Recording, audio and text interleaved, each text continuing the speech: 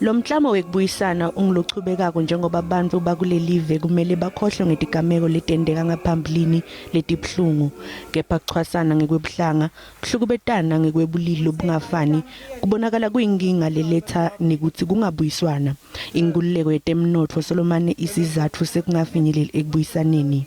And black women in particular need to be economically empowered. We have walked this path together since 1994 with notable successes and pitfalls along the way. Our people have shown great resilience in the midst of many challenges they continue to face each day.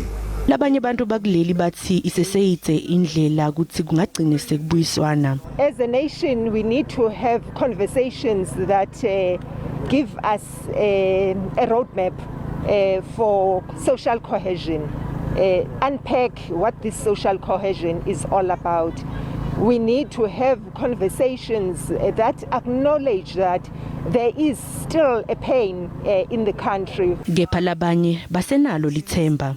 I think as a country we are not where we want to be, but at least we are moving. We are moving to where we want to be as a nation when it comes to reconciliation. Mthethwa uphindze wacela emadvodza kanye nebafana ukuthi badlale indzima ekucedzeni kuhlukubetwa kwebantfu labasikati kanye nebantfwana lekungiletinye tetinkinga hulumende labukane nato.